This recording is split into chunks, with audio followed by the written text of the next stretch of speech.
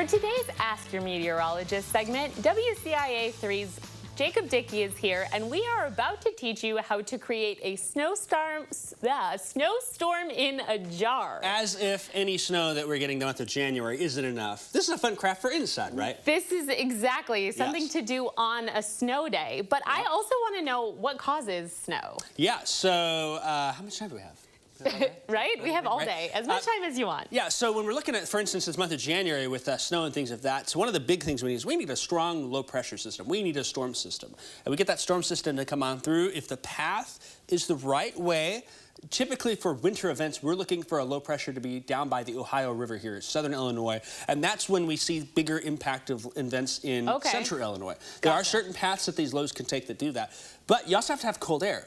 December, we didn't have that cold air, right? We had several events where if it was cold, there would have been some impressive snow events, but it was just so warm that no snow from those. So that's a couple of the things that we look for. Something I think that we also typically see in this La Nina type of weather, we'll talk more La Nina maybe in the next couple of weeks or whatnot. But we're in a La Nina winter, and that just basically is a description of the atmospheric patterns over North America, thanks to some of the cooler waters that are out in the Pacific Ocean.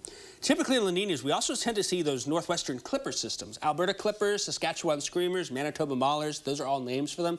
They dive in down from Canada through the Great Plains and come our way from the north and west. Typically get a quick hit from them, some snow. You can get a lot of wind with them too. That's another way that you can get that. Those typically have enough cold air as well. So we could go on and on and on, but we want to do some arts and crafts. I was going to say, so let's do science. So the ingredients that you will need to do this at home are a jar. You're going to need some baby oil, Alka-Seltzer. This is just a mug of water. It can be warm. It doesn't have to be. Glitter, just so you can see it a little better. Who doesn't love glitter, right? White paint, because of course it's snow. I'm using acrylic paint here. And then something to stir it all up with. Yeah, right.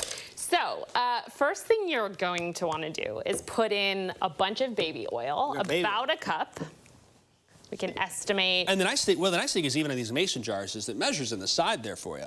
So they've got those little lines in there. Oh yeah. You can if you use a mason jar, you can sometimes have those lines on there. It'll tell you how much. You got to do a lot of squeezing to get that cup. Yeah, you do have to. It does take a little bit of a little extra time. A little extra time to put that in there. And then let's put in about 1/3 of a cup of water. 1/3 of a cup of water? Yes. Okay, I'll pour that in. I'll probably spill, and I actually have it. Right there? Perfect. Okay, there's our... We like to eyeball things, just like cooking up a storm. Exactly. When you cook, do you measure exactly? Because I do not. Art, baking is a science. Sometimes with cooking, it's like, dump it in, that looks good. But if you bake, you got to have exact measurements, right? Right. Right, so... Although I sometimes don't, and then my stuff comes out, and my husband's like, what is this texture? All right, so white paint's going in. So How much I'm putting in a little bit of white paint, just enough to kind of cover the bottom, because that's so that we can see it better. And then we're going to give that a little bit of a stir. All right. I feel like I need to get this Alka-Seltzer ready. Yeah. Why don't I just open the packet? Open the packet, and if you want to cut it into like 3, or break it into 3 segments. Oh, okay. I also noticed you're avoiding the glitter. Is that intentional? Yeah. You imagine, glitter, the Twilight movies, how they always wear, it seems like they have glitter on their faces. That's Team Jacob, Team Edward. My middle name's Edward, so I'm Team both. So you're Team both. Yeah, interesting, right? That's interesting, wow. Okay, so how much glitter do we put in?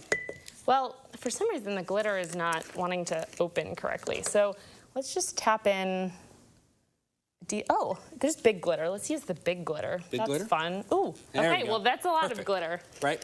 Now, I've got these broken up into some chunks. Okay, perfect. We're going to stir in the glitter a little bit. Great. And then now if you drop in the chunks one at a time, we should start to see the chemical reaction. All right, get that camera nice and close here. Between the Alka-Seltzer water. Right, here goes one. Whoop. And so we should start seeing that. I see some bubbles in there. Forming up from the bottom. Look at that. Yep. It's a little bit obstructed from the glitter, but you can see the bubbles forming at the bottom. There we go. Oh, there it goes. Look at the snow forming.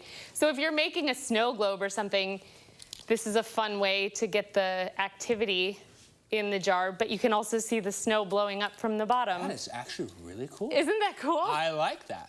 It's a great idea for parents, science project for kids. Homeschool whether it's teachers. A snow day. I know grandparents are looking for things to do with kids.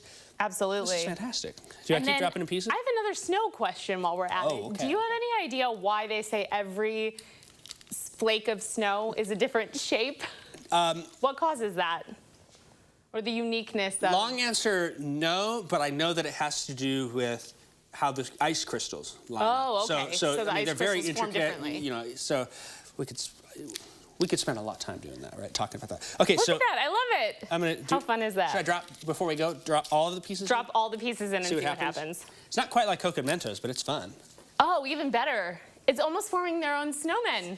I think in the backside here, you can really see. You can really see the... It reminds me of a lava lamp. Yeah, it is really cool. I love this idea. Again, recap, we've got glitter, paint, baby oil, water, Alka-Seltzer. Something to stir with and a jar. That's awesome. That's great. all you need. I love this. And you can do this at home. If you would like to rewatch this segment and try it for yourself, you can head on over to ciLiving.tv.